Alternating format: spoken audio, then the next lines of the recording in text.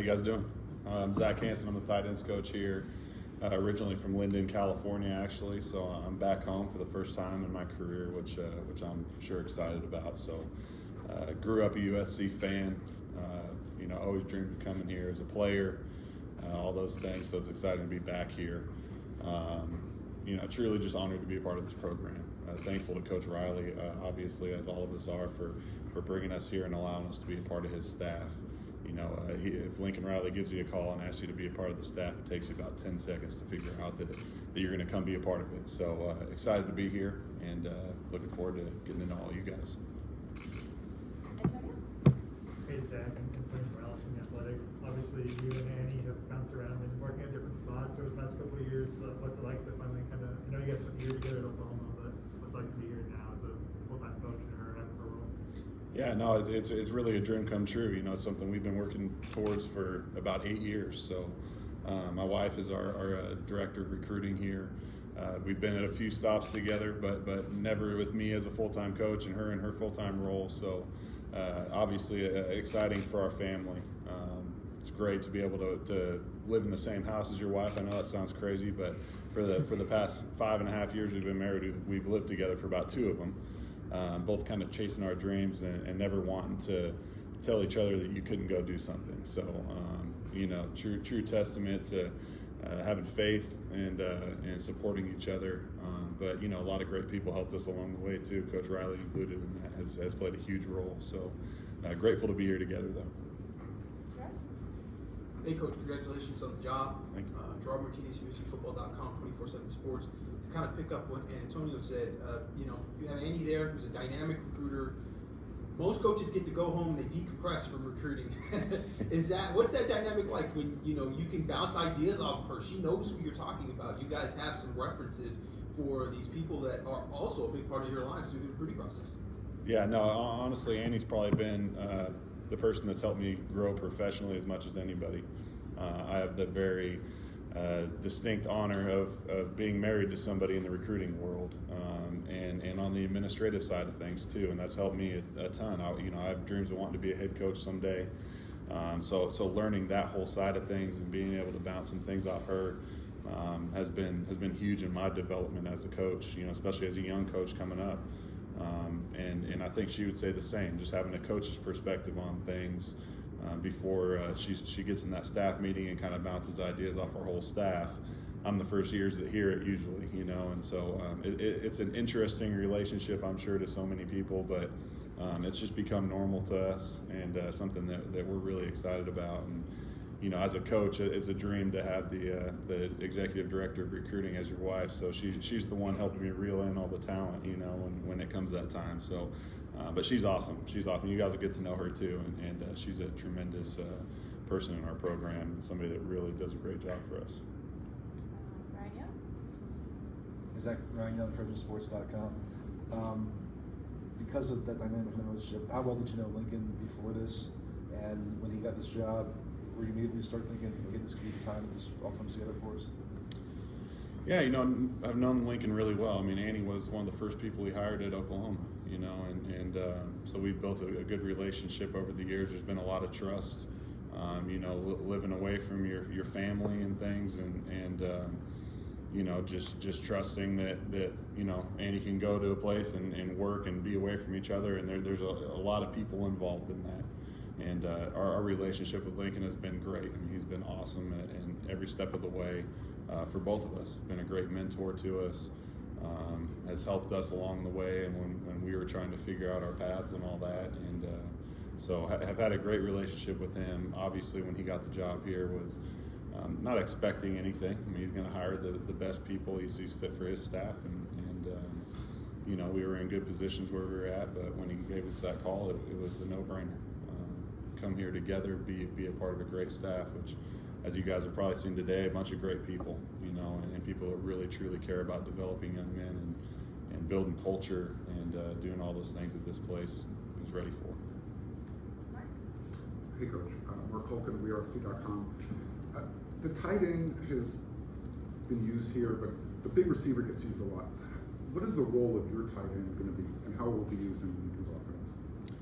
Yeah, tight end plays a huge role in this offense. Looking at the past several years under Coach Riley's offenses, I mean, the role has kind of grown, and it's all dependent on personnel and the ability level of the group. But obviously, the run game is incredibly important for us. Number one, you'll hear everybody talk about the run game. Championship teams, you got to be able to run the ball. So we need guys that can block.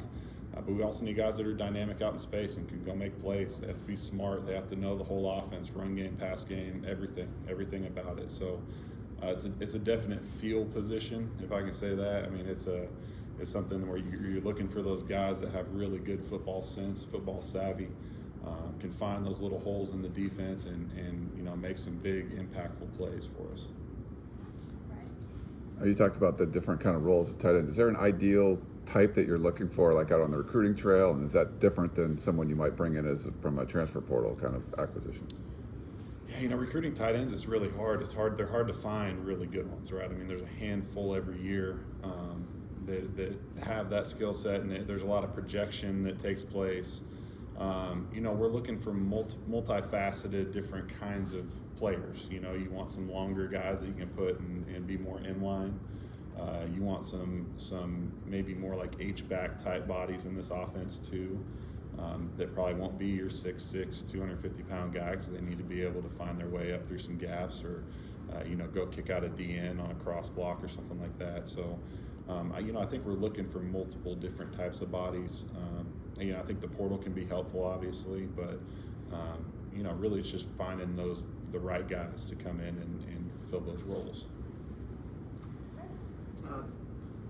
Offensive line coach at Tulsa, and now tight end coach, and obviously you have familiarity with that position as well. But being an offensive line coach, how much did that help you, or how much does that add to what you bring to the tight end position? Because obviously tight ends, when they come in, they want to catch the ball. Every kid recruited wants to hear about how many touchdowns he's going to catch, but being a complete player, blocking is a big deal.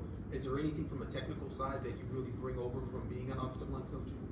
Yeah, no, absolutely. I think there's so many guys, especially in today's college football, that they don't learn that whole blocking aspect of it, not to the level they probably should or are expected to when they go to the NFL, if that's a dream they have. Unless you're in a true just like two tight end set all the time and really working those techniques, there's a lot of guys that kind of go through making plays in space and all that, catching the ball, which is awesome. But then there's a huge development that needs to happen in their first couple years in the league. So, I think absolutely being an offensive line coach can help me develop these guys as blockers, which in turn will help us offensively.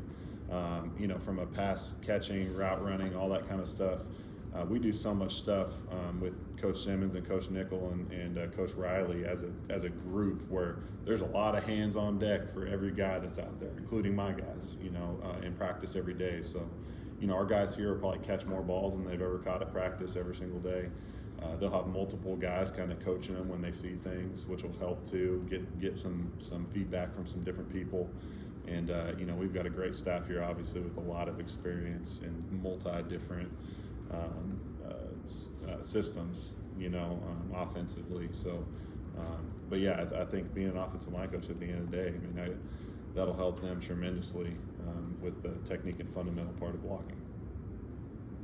What about you, Ryan? What is your initial assessment of the guys you inherit in that room?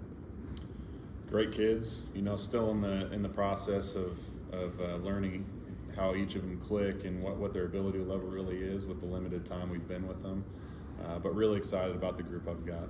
Got some really good-looking kids. They look the way they're supposed to look. They're big, long, athletic-looking guys that can run a little bit, and they've been great. They've been really, really sharp in the process, in the meetings we've had so far and stuff like that. So, really excited about those guys and to see what they can do this spring.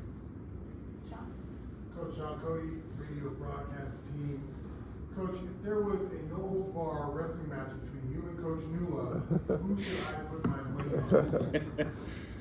I don't know, man. That's a big dude, too. I know I'm a big guy, but it'd be a tough one. Me and him are both lovers. We're not fighters anyway, so I think we'd probably just, hug it out and be on the same team. So my brother is about the same size as me. We're both 6'8". We decided at a young age that we weren't going to fight each other because we were going to break too much stuff. So decided to be friendly and be those guys with each other. Yeah, I think that's Oh, just one other just for, we haven't seen like an inside receivers coach at USC. How much overlap is there between that position and the tight ends kind of thing, and having three coaches coaching receivers essentially? Yeah, no, and to kind of piggyback off that a little bit, a lot of receivers coaches, right? We got a lot of O-line coaches on the staff too. Coach Hanson, obviously I was a former O-line coach. We have a couple of GAs that played O-line, coached O-line. So we've put together a staff, or coaches put together a staff with trying to balance all that stuff out. There's definitely going to be some overlap. I think again it comes back to who do we have that can play both of those positions. It takes a special skill set to be able to go get in the backfield, potentially as like an H-back or tight end, and then be able to split out and go be dynamic in space. So when you have those type of players, which we'll have or we will go get, there's going to be some overlap with Coach Nickel and I. But again, at the end of the day, they're going to get to see him quite a bit in a lot of things we do throughout practice. Coach Riley has his hand on all that stuff too throughout practice, and really make sure that they're doing what he wants them to do ultimately. And so we're all going the same direction there. I don't know if we're going to talk for wrestling questions. We might end it there. Perfect. Thanks. Perfect. Thanks, guys. Fight on. Thank you.